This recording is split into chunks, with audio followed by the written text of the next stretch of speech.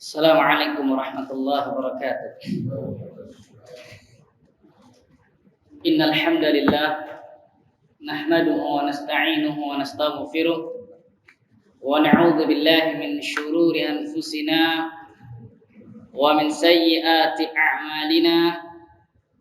Man yahdihillahu fala mudilla lahu wa man yudlil fala hadiya lahu.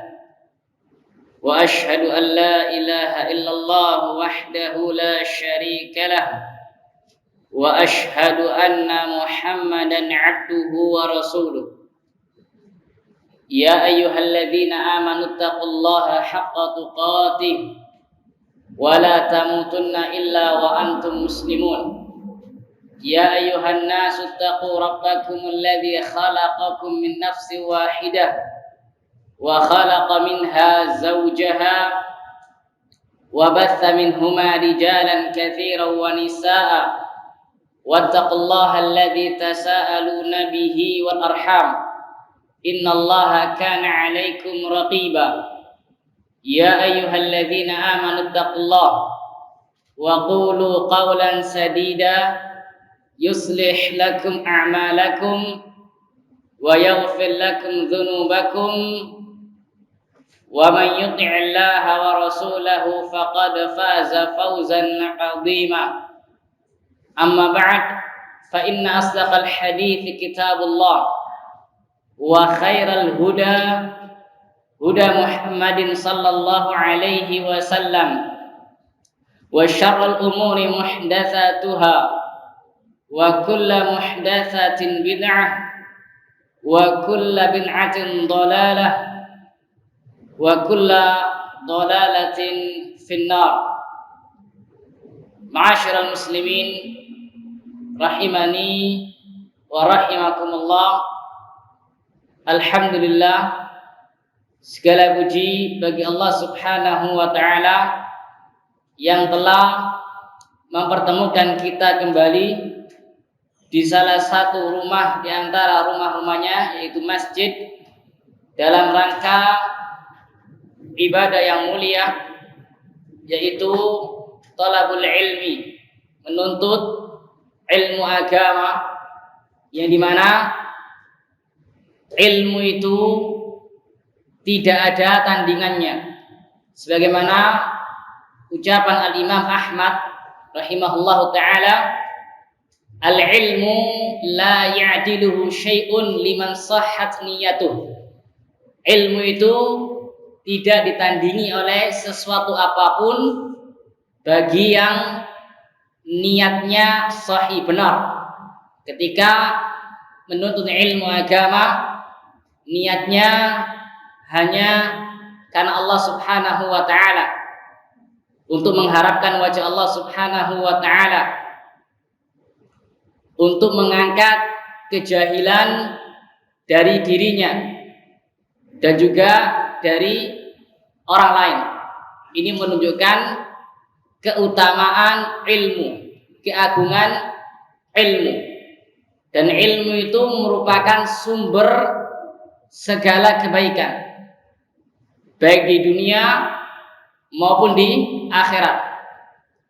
Ini sebagaimana perkataan Imam Ibn Al-Qayyim rahimahullah ta'ala dalam kitab beliau Ighatsatul Lahafan. Beliau mengatakan, fa aslu kulli khairin huwal ilmu wal adl. Pokok atau sumber atau pondasi segala kebaikan itu adalah ilmu dan keadilan. Pokok atau sumber segala kebaikan baik di dunia maupun di akhirat itu adalah ilmu dan keadilan. Sedangkan lawannya, wa aslu kulli syarrin huwal jahlu wal dhulm. Dan sumber dari segala kejelekan, sumber dari segala kerusakan adalah kejahilan dan kezaliman. Ini menunjukkan akan agungnya ilmu. Oleh karena itu Al-Imam Asy-Syafi'i rahimahullah ta'ala pernah berkata, sebagaimana diriwayatkan, dinukil oleh Al-Imam Ibnu Katsir rahimahullah dalam kitab Tabaqatus Syafi'iyyin, Imam Syafi'i mengatakan rahimahullah, man arada dunya fa'alaihi bil ilm wa man arada al akhirata fa'alaihi bil ilm. Barang siapa yang menghendaki dunia, maka wajib atasnya untuk berilmu. Dan barang siapa yang menghendaki menginginkan akhirat, ingin masuk surga, maka wajib baginya untuk berilmu. Karena dalam masalah agama, ucapan, demikian pula perbuatan, al-qaul dan juga al-amal, semuanya harus dibangun di atas ilmu. Sebagaimana yang diucapkan oleh al-Imam al-Bukhari rahimahullah dalam Sahih Bukhari, beliau membuat bab al-ilmu qabla al-qauli wal-amal. Bab wajibnya berilmu terlebih dahulu sebelum berucap dan sebelum beramal. Demikian pula juga sebelum berakidah, wajib bagi kita untuk berilmu dulu, belajar dulu, mencari dalilnya dari Al-Quran maupun dari As-Sunnah sesuai dengan pemahaman para salaf. Baru setelah itu kita amalkan dengan cara meyakininya, atau dengan cara mengucapkannya, atau dengan cara mengamalkannya dengan anggota badan. Demikian pula dalam masalah dunia. Orang jika menghendaki dunia ini, orang ingin menjadi dokter misalnya, ahli di bidang kedokteran, orang ingin menjadi pilot, orang ingin menjadi arsitek, dan seterusnya, maka itu semua pasti dibangun di atas apa? Ilmu.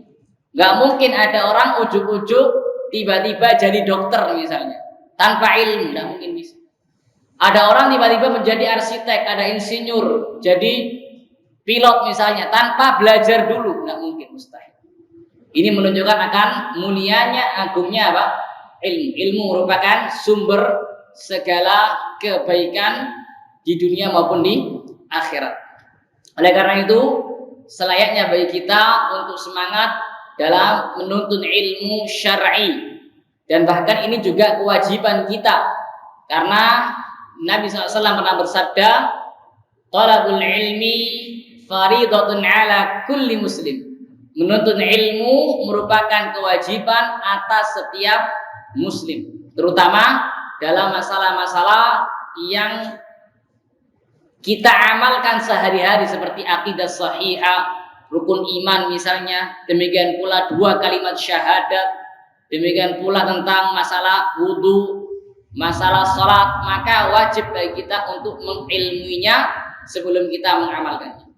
Masyarul muslimin rahimani wa rahimakumullah, pada pertemuan malam hari ini kita akan membahas tentang sebuah tema, yaitu wasiat Rasulullah sallallahu alaihi wasallam, ya, wasiat perpisahan Rasulullah sallallahu alaihi wasallam sebagaimana yang diriwayatkan dalam hadis Al-Irbad Ibn Sariyah radhiyallahu taala anhu.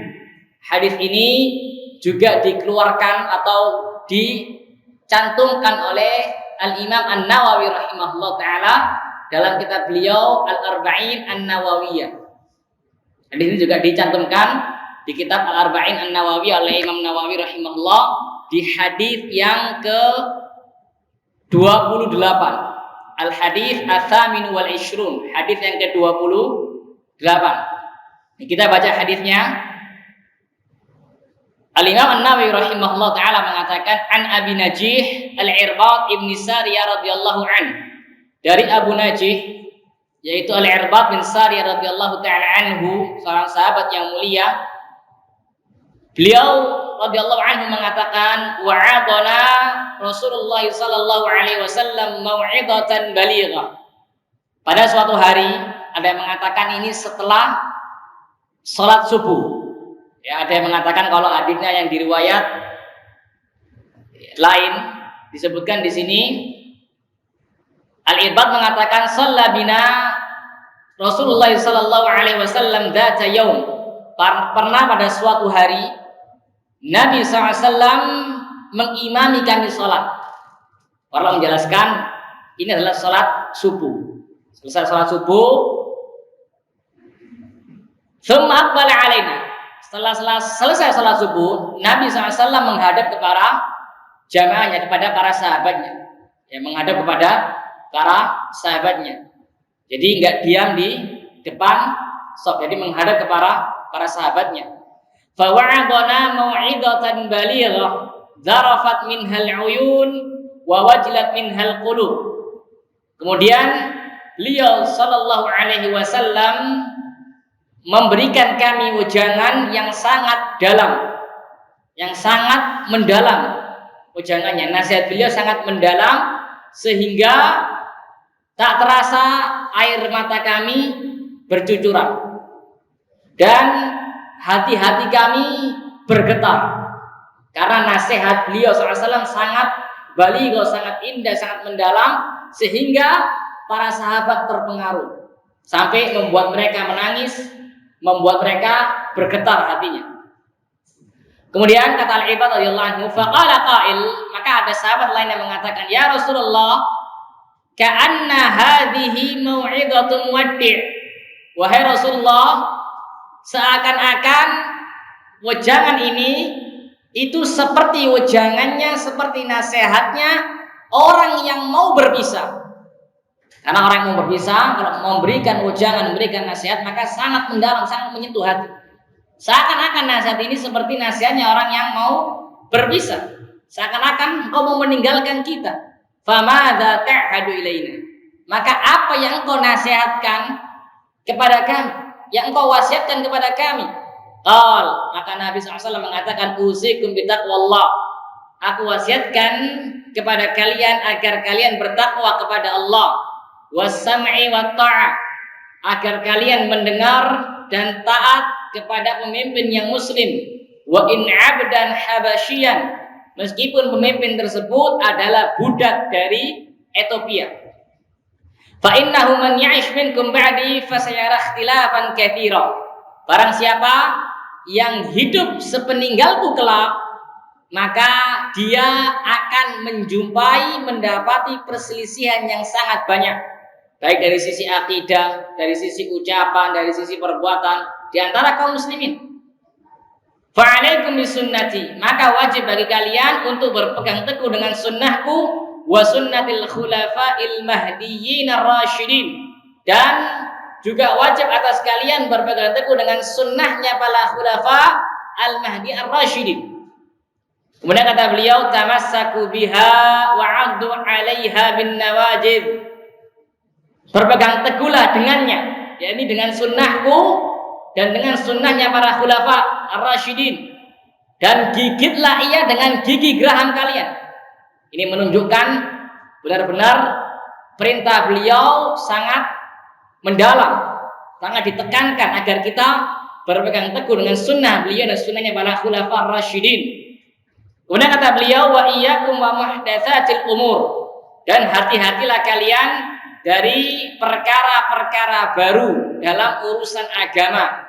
Fa inna kulla muhdatsatin bid'ah, karena setiap perkara baru dalam masalah agama itu bid'ah, wa kulla bid'atin dhalalah, dan setiap bid'ah itu sesat. Hadis ini hadis yang sahih, bahkan dikatakan oleh Imam At-Tirmidzi rahimahullah, haditsun hasanun sahih, hadis yang hasan sahih. Hadis ini diriwayatkan oleh Imam At-Tirmidzi, demikian pula Imam Abu Dawud, dan lafaz tadi milik Abu Dawud rahimahullah, demikian pula imam-imam yang lainnya, Ibnu Majah dan yang lainnya. Jadi hadis ini tidak diragukan lagi, hadisnya sahih, juga disahihkan oleh para ulama seperti Syekh Al-Albani dan seterusnya. Masyaallah muslimin rahimani wa rahimakumullah. Sekarang kita masuk pada syarah wasiat tadi, penjelasan dari wasiat Nabi sallallahu alaihi wasallam. Di sini disebutkan di kitab Fathu Al-Qawiyyil Matin fi Syarhil Arba'in wa Tatimmatil Khamsin oleh Asy-Syaikh Al-Muhaddits Abdul Muhsin Al-Abbad Al-Badr hafizahullah taala, seorang ulama ahli hadis dari kota Madinah yang alhamdulillah beliau masih hidup sampai saat ini. Beliau sudah mungkin usianya sekitar 90 tahun ke atas mungkin. Ulama ahli hadis rahimahullah hafizahullah taala. Beliau mengatakan, qaulul Irbad, ucapan Al-Irbad bin Sariyah radhiyallahu anhu, wa'adana Rasulullah sallallahu mau'izatan baligha wajilat minhal qulub wa dharafat minhal uyun. Pernah suatu ketika Nabi alaihi salatu wassalam memberikan kami wejangan dengan wejangan yang sangat mendalam sehingga tak terasa hati kami bergetar dan air mata kami bercucuran, membuat para sahabat takut. Kata beliau al-mau'izah. Apa itu makna al-mau'izah? Wejangan atau nasihat al-mau'izah ini. Beliau mengatakan makana minal kalami fihi targhibun wa tarhib, yakni sebuah ucapan yang di dalamnya terkandung at-targhib wa tarhib. At-targhib yakni motivasi-motivasi. Bertadi itu usikum bi taqwallah wa sam'i wa ta'ah, motivasi-motivasi. Dan juga di dalamnya ada at-tarhib. Jadi bukan hanya at-targhib saja, motivasi saja, tapi juga ada at-tarhib, ada ancaman-ancaman. Inilah metode Islam, metode Al-Quran, metode As-Sunnah dalam berdakwah, menggabungkan antara at-targhib dan juga at-tarhib, memotivasi, yang memberikan motivasi agar masuk surga dan seterusnya, dan juga di satu sisi memberikan ancaman-ancaman dari perbuatan-perbuatan yang jelek yang bisa mengantarkan pelakunya ke neraka. Allah mengatakan misalnya wa'budullaha wa la tusyriku bi syai'an. Sembahlah Allah saja dan janganlah kalian menyekutukannya dengan sesuatu apapun. Di ayat ini Allah SWT menggabungkan antara amar ma'ruf at-targhib dan juga antara an-nahyu 'anil munkar at-tarhib.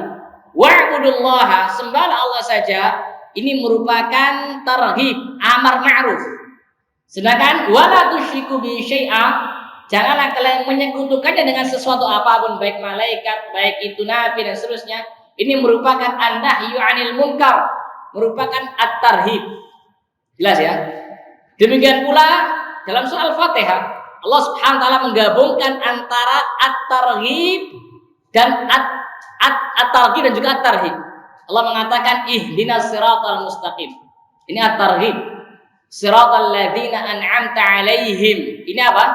At-targhib. Ya Allah, tunjukilah kami jalan yang lurus, yaitu jalannya orang-orang yang Kau berikan nikmat dari kalangan para nabi, para syuhada, para nabi, para siddiqin, syuhada, salihin. Kemudian setelah itu Allah memberikan tarhib, ancaman, ghairil maghdubi 'alaihim waladdallin. Bukan jalannya orang-orang yang Engkau murkai, yaitu al-Yahud. Sebab Allah membinasakan mereka. Dan juga bukan jalannya orang-orang yang menyimpang tersesat, yaitu an-Nasr. Jadi ada at-targhib dan juga apa? At-tarhib. Dan inilah al-mau'izah. Al-mau'izah itu sebuah nasihat ucapan yang di dalamnya ada at-targhib dan juga ada at-tarhib. Kemudian yu'athiru 'alan nufus wa yablughul qulub fatawjalu min makhafatillah. Sehingga nasihat tadi itu bisa, karena ada dua unsur tadi, ada unsur at-targhib dan juga ada unsur at-tarhib, sehingga nasihat tadi, mau'izah tadi itu bisa memberikan efek, dampak, kesan ke dalam jiwa-jiwa dan hati-hati manusia. Bisa masuk ke dalam apa? Hati, karena isinya at-targhib dan at-tarhib. Jadi membuat hati apa? Bergetar, terutama ketika mendengar ya ancaman-ancaman tadi. Ya, juga demikian pula ketika mendengarkan motivasi, maka hati akan semangat untuk apa? Beramal. Jadi ini yang dimaksud dengan al-mau'izah. Kemudian waqad wasafa al-'Irbadu radhiyallahu anhu hadhihi al-mau'izata bi hadhihi sifat ats-tsalath. Al-Irbad bin Sariyah radhiyallahu anhu mensifati mau'izahnya, nasihatnya, wejangannya Nabi dengan tiga sifat tadi. Di dalamnya ada unsur at-targhib wa tarhib, kemudian memberikan kesan ke dalam jiwa-jiwa manusia, juga bisa masuk menyentuh hati sehingga hati bisa ya takut, bergetar karena takut kepada Allah Subhanahu wa taala. Kemudian ma'asyiral muslimin rahimani wa rahimakumullah, itu syarah dari penjelasan dari al-mau'izah. Kemudian kata-kata balighah yang mendalam, karena disebutkan mau'izatan balighah, nasihat yang mendalam. Al-balaghah ya, ketika memberikan nasihat dengan balaghah ini dianjurkan karena bisa menyebabkan, insya Allah bisa menyebabkan hati itu menerima nasihat tersebut, sebagaimana disebutkan oleh Imam Ibnu Rajab Al-Hanbali dalam kitab Jami' Al-Ulum wal Hikam. Beliau mengatakan wal balagha fil mau'izah mustahsana. Al balagha yakni menasihati secara mendalam, tadi menyebutkan at-targhib dan at-tarhib misalnya, ini disukai, dianjurkan li'annaha aqrab ila qabulil qulub wastijlabiha, karena bisa istilahnya apa ya? Bisa diterima oleh hati. Ya, bisa diterima oleh hati. Jadi ini metode di antara metode Nabi sallallahu alaihi wasallam dalam memberikan ujangan. Beliau sangat mendalam ya, ketika memberikan ujangan. Masyaallah muslimin rahimani wa rahimakumullah. Kemudian disebutkan tadi bahwasanya ketika para sahabat radhiyallahu anhum mendengarkan ujangan nasihat Nabi SAW, maka air mata mereka bercucuran, hati-hati mereka bergetar. Inilah dua sifat yang dipuji oleh Allah Subhanahu wa taala, karena ya yang dipuji ketika mendengarkan apa? Dua sifat yang dipuji ketika mendengarkan nasihat, mendengarkan ayat Allah SWT, yaitu sifat mudah menangis ketika mendengarkan Al-Quran, ketika mendengarkan nasihat mudah menangis, mudah bergetar hatinya, bukan keras, nggak mau menerima. Waliyadzubillah, ini menunjukkan hatinya kotor, nggak mau menerima apa? Nasihat. Waliyadzubillah. Allah mengatakan, ya Allah menyebutkan di sini, Allah mensifati orang-orang beriman. Di antara ciri orang yang beriman adalah mereka ketika mendengarkan nama Allah, ketika mereka mendengarkan ayat-ayat Allah, ketika mereka dinasehati, mereka itu bergetar hati-hatinya. Allah mengatakan, innamal mu'minuna alladzina idza dzukirallah wajilat qulubuhum wa idza tuliyat 'alaihim ayatu zadatuhum imana wa 'ala rabbihim yatawakkalun. Sesungguhnya orang-orang beriman itu hanyalah orang-orang yang ketika disebutkan Allah di sisi mereka, dibacakan ayat-ayat Allah di sisi mereka, ketika mereka dinasehati, diberikan at-targhib wa tarhib, maka wajilat qulubuhum, hati mereka bergetar, takut mereka kepada Allah Subhanahu wa taala.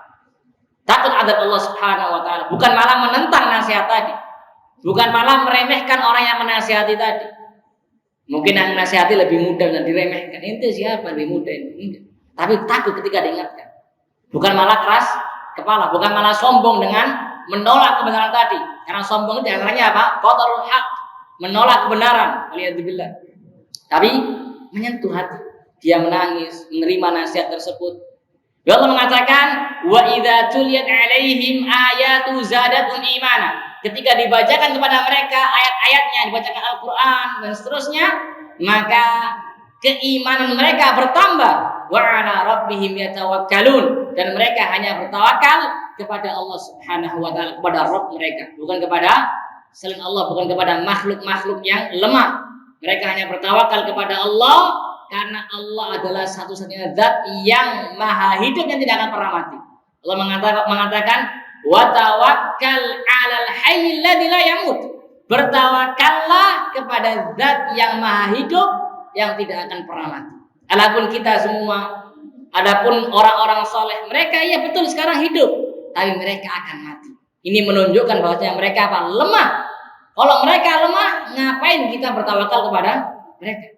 Justru bertawakallah kepada zat yang maha hidup yang tidak akan pernah mati.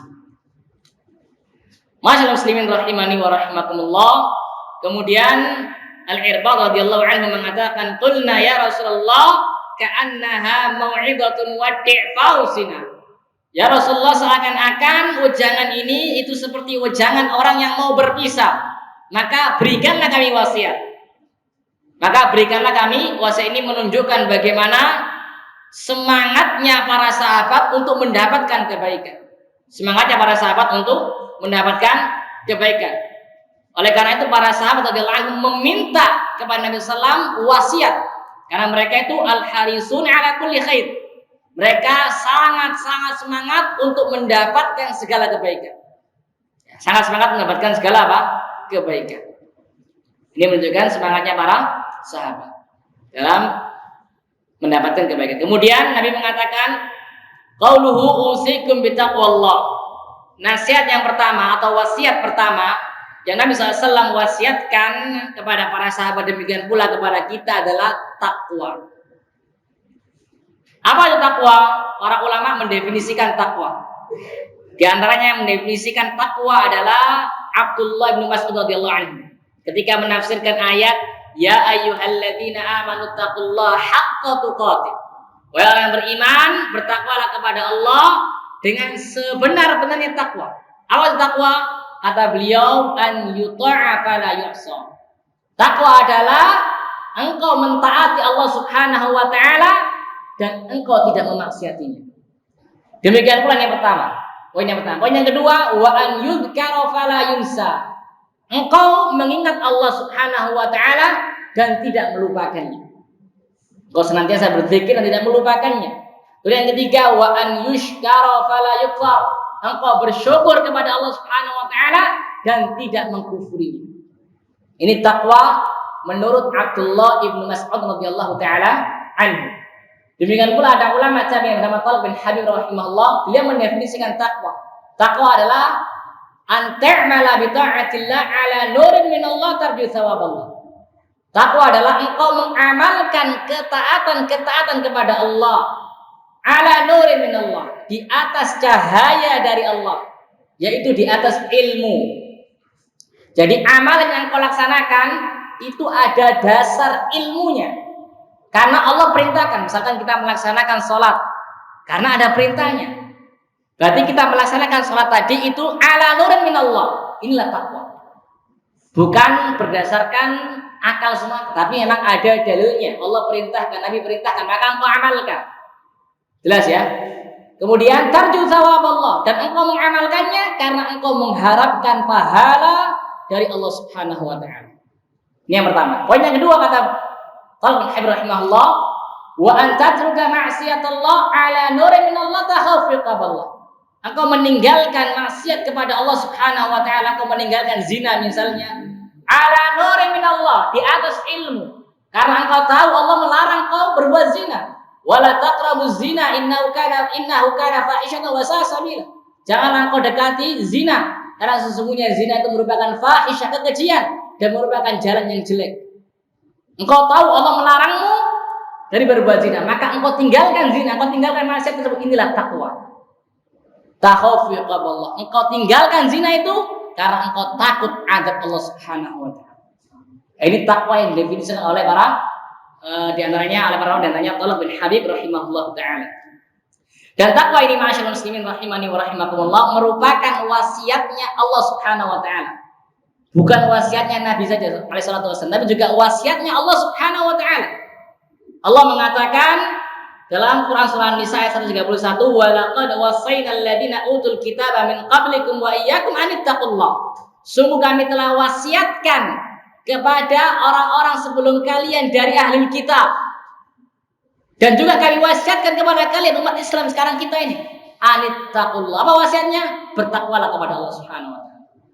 Dan banyak ayat-ayat yang Allah perintahkan kita di dalamnya untuk kita bertakwa. Allah mengatakan ya ayyuhalladzina amanu taqullaha haqqa tuqatih. Banyak ayat yang memerintahkan kita agar kita bertakwa kepada Allah Subhanahu wa taala.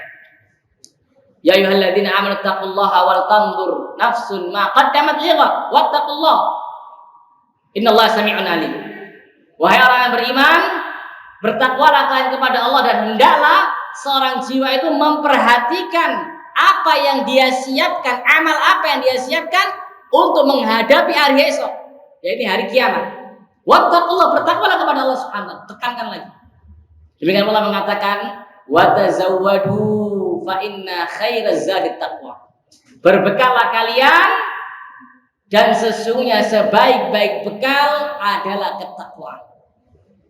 Jadi orang kalau musafir itu mau safar dari Sidoarjo ke Jakarta misalnya, maka otomatis dia mempersiapkan apa? Bekal. Baik itu bekal dari sisi kendaraan dia, diservis mungkin mobilnya, baik bekal dari sisi makanan, baik bekal dari sisi pakaian dan seterusnya.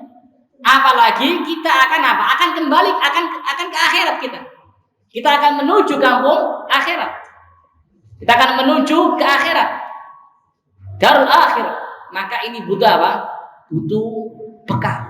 Dan sebaik-baik bekal untuk menghadap hari akhirat adalah ketakwaan. Demikian pula ini yang diisyaratkan, yang dikatakan juga oleh seorang penyair. Pernah seorang penyair mengatakan, tazawwad minat taqwa fa innaka la tadri idza janna lailun hal ta'ishu ilal fajr. Berbekallah engkau dengan ketakwaan, karena engkau nggak tahu kalau sudah tiba malam hari gini ini, engkau nggak tahu apakah fajar besok hari engkau akan masih hidup. Kita nggak tahu. Maka kita membekali diri kita dengan ketakwaan tadi itu, mengamalkan ketaatan kepada Allah Subhanahu wa taala di atas ilmu karena mengharap pahala Allah, dan meninggalkan maksiat Allah Subhanahu wa taala di atas ilmu karena khawatir tertimpa azab Allah Subhanahu wa taala. Kemudian ma'asyiral muslimin rahimani wa rahimakumullah, wasiat yang kedua, yang pertama tadi at-taqwa, yang kedua wasam'i wat ta'a wa in ta'ammara 'alaikum 'abdun. Di lain ada wa in kana 'abdan habasyian. Aku wasiatkan kalian agar kalian mendengar dan taat terhadap pemimpin muslim kalian dalam perkara yang ma'ruf. Meskipun yang memimpin kalian adalah budak dari negeri Habasyah, dari negeri Ethiopia. Secara asal budak itu nggak boleh menjadi pemimpin, ya, karena dia aja di bawah pimpinan orang lain. Bagaimana mungkin dia bisa menjadi apa? Pemimpin. Tapi seandainya budak tadi mengkudeta pemimpin misalnya, kemudian berhasil menduduki posisi pemimpin, maka tetap wajib bagi kita mendengar dan taat kepadanya, tapi dalam perkara yang ma'ruf, bukan perkara yang maksiat. Dan ini dalilnya dari Al-Quran, demikian pula dari As-Sunnah, dan juga dari ijma'nya para salaf. Dari ijma'nya para salaf. Dalil yang pertama dari Al-Quran, Allah Subhanahu wa taala mengatakan, ya ayyuhalladzina amanu ati'ullaha wa ati'ur rasula wa ulil amri minkum. Wahai orang-orang yang beriman, taatilah Allah dan taatilah Rasul dan ulil amri minkum, pemimpin-pemimpin di antara kalian. Asy-Syaikh Abdurrahman As-Sa'di rahimahullah ketika menafsirkan ayat ini mengatakan, "Tsumma amara bi ta'atihi wa ta'ati rasulihi bimtitsali amrihima." Allah Subhanahu wa taala memerintahkan kita untuk menaati Allah dan menaati Rasulnya alaihi salatu wassalam dengan mengerjakan perintah-perintah Allah dan Rasulnya. Kemudian al-wajib wal mustahab, yang wajib-wajib maupun yang sunnah-sunnah kita kerjakan. Ini dalam rangka menaati Allah Subhanahu wa taala. Wa amara bi ta'ati ulil amri, dan Allah juga memerintahkan kita agar kita menaati ulil amri. Siapa mereka? Wa hum al-ulat 'alan nas, minal umara wal hukam wal muftin, yaitu para pemimpin-pemimpin manusia, ya, hukam, umara dan seterusnya, dan juga al-muftin. Fa innahu la yastaqimu lin-nasi amru dinihim wa dunyahum illa bi ta'atihim wa inqiyadilahum. Karena enggak mungkin agama seseorang, enggak mungkin dunia seseorang bisa mustaqim, bisa lurus kecuali dengan menaati mereka. Tentunya dalam perkara yang apa? Ma'ruf. Kalau enggak mau taat, berontak maka negeri akan apa? Kacau. Kakak akan dijelaskan oleh Al-Imam Ibnu Rajab rahimahullah taala. Kemudian kata Syekh, ta'atan lillahi wa raghbatan fi ma indah. Kita lakukan itu menaati Allah, menaati Rasul alaihi salatu wasallam, menaati ulil amri, ini dalam rangka kita taat kepada Allah Subhanahu wa taala. Ya. Dan juga dalam rangka kita mengharapkan pahala Allah Subhanahu wa taala. Bukan karena kita menjilat pemimpin, bukan. Bukan karena kita ingin apa dapat uang, bukan. La wallah, bukan. Tapi kita menaati mereka karena Allah yang menyuruh kita. Karena Allah yang menyuruh kita, misalkan memimpin, memerintahkan kita untuk taat kepada peraturan lalu lintas, kita taati dengan niat kita mentaati Allah, dengan niat kita mengamalkan firman Allah ini, maka Anda akan mendapatkan apa? Pahala. Kemudian kata Syekh, walakin bisyarat alla ya'muru bima'siyatillah, dengan syarat pemimpin-pemimpin tadi tidak memerintahkan engkau berbuat maksiat. Karena kalau ada seseorang, baik itu pemimpin muslim atau suami misalnya, atau bahkan orang tua, ketika mereka memerintahkan kita kepada kemaksiatan, maka tidak boleh bagi kita untuk menaati mereka. Karena ketaatan itu fil ma'ruf, la ta'ata li makhluqin fi ma'siyatil khaliq. Tidak boleh menaati makhluk dalam rangka memaksiati al-Khaliq Allah Subhanahu wa taala. Jadi kalau seandainya pemimpin memerintahkan 10 perintah, 9 perintah ini ma'ruf, yang satunya maksiat misalnya, yang satunya memerintahkan kepada zina misalnya, maka wajib bagi kita untuk melaksanakan yang 9 ini.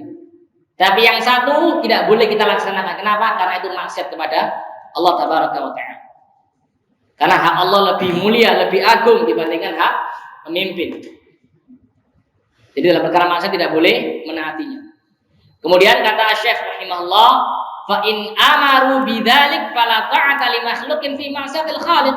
Jika seandainya pemimpin memerintahkan kita terhadap kemaksiatan, maka tidak ada ketaatan kepada makhluk dalam rangka memaksiati al-khaliq. Wa la'alla hadha huwa sir fi hadfil fi'li 'inda al-amri bi ta'atihim.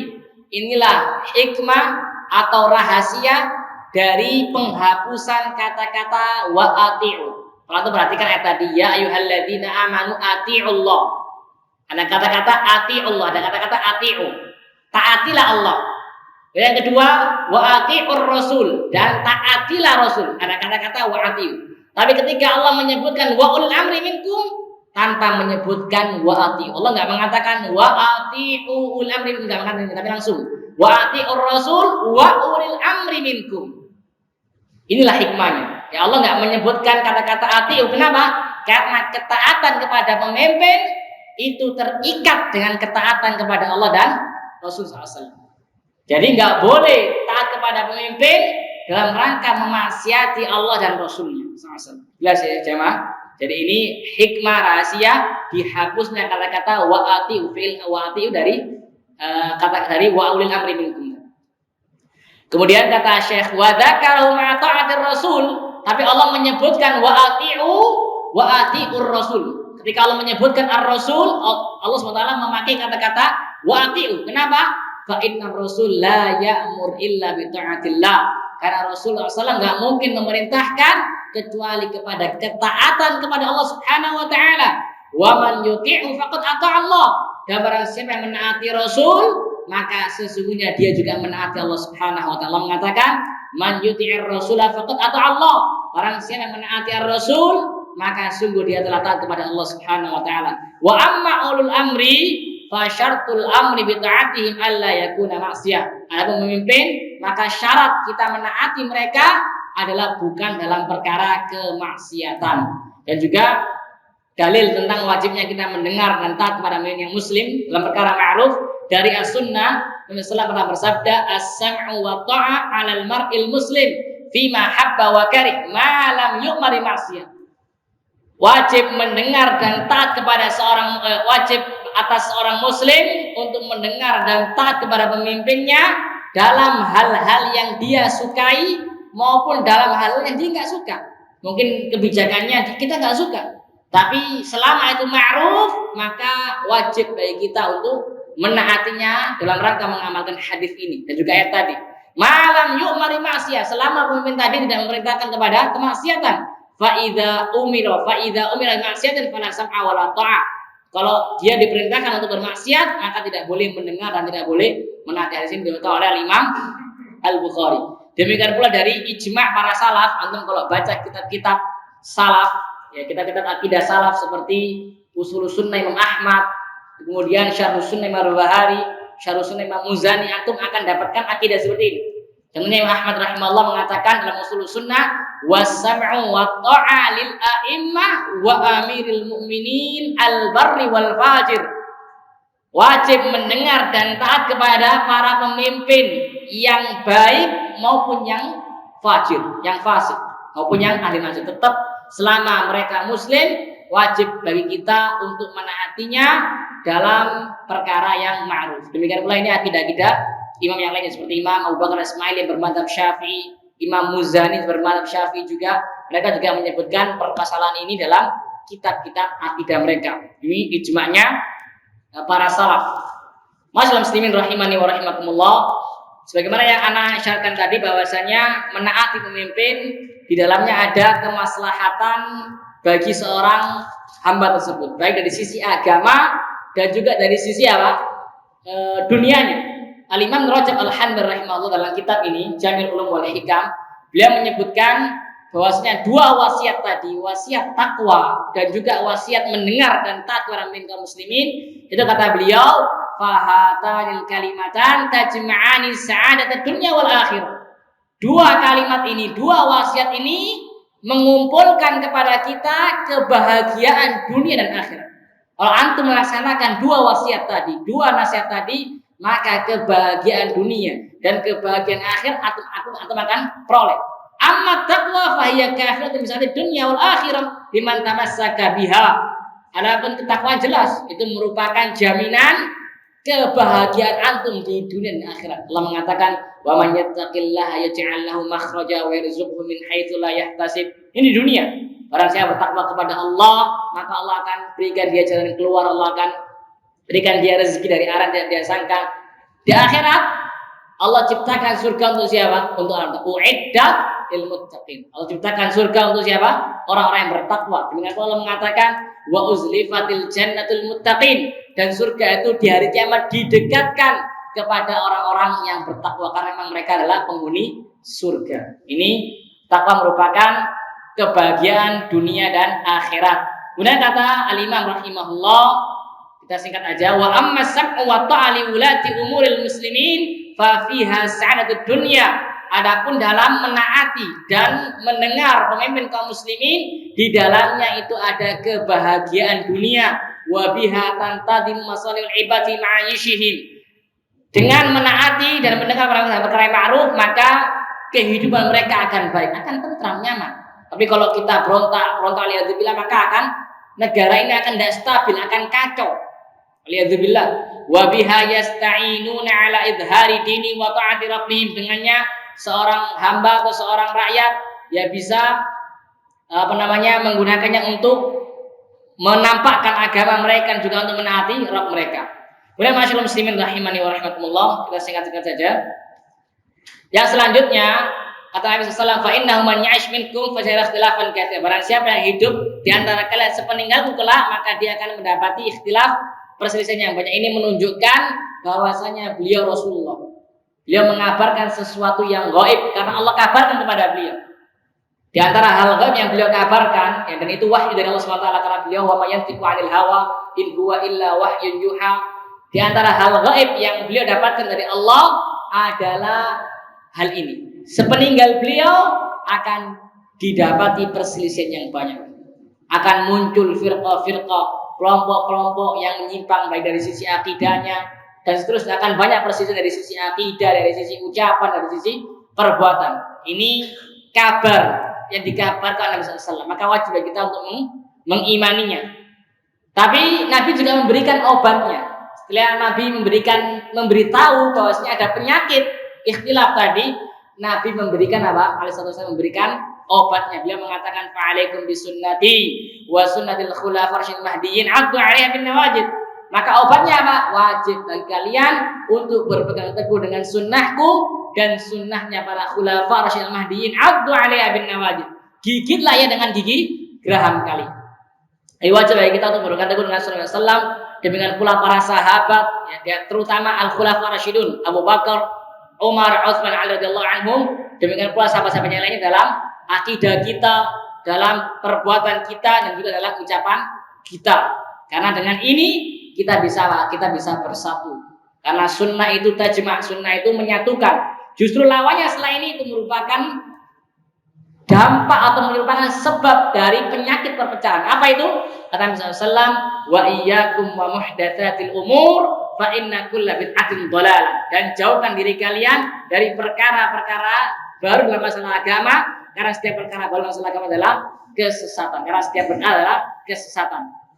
Bid'ah, kata Imam Asy-Syatibi rahimahullahu taala, adalah tariqatun fid din, atau kata Imam Syafi'i rahimahullah, tariqah fid din mukhtara. Jalan dalam atau cara-cara dalam masalah agama yang mukhtara'ah, yang baru. Tuduhi syar'iyyah, yang mirip, menyerupai syariat. Yuqsadu bisuluki 'alaiha al-mubalaghatu fi ta'abbudillah subhanahu. Yang bid'ah tadi digunakan dalam rangka untuk berlebih-lebihan dalam menyembah Allah Subhanahu wa taala. Padahal kita dilarang untuk ghulu. Ya ahli kitab la taghlu fi dinikum wa ahli kitab, janganlah kalian menghulu dalam masalah agama kalian. Ini kebid'ahan, dan bid'ah itu tercela dari berbagai sisi, dari banyak sisi. Di antara yang pertama, bahwasanya bid'ah itu tertolak. Nabi SAW mengatakan man 'amila 'amalan laisa 'alaihi amruna fahuwa raddun. Barang siapa yang mengamalkan sebuah amalan yang tidak ada dasarnya dari kami, maka akan apa? Tertolak. Dan juga pelaku kebid'ahan di hari kiamat, wa'iyadzubillah, wajah mereka akan hitam kelam. Allah mengatakan dalam Surah Ali Imran, Allah mengatakan yauma tabyaddu wujuhun wa taswaddu wujuh. Pada hari di mana akan ada wajah-wajah yang bersinar-sinar, berseri-seri. Dan juga ada wajah-wajah yang taswad, yang hitam kelam. Abdullah bin Abbas radhiyallahu anhu mengatakan tabyaddu wujuh ahli sunnah wa taswaddu wujuh ahli bid'ah.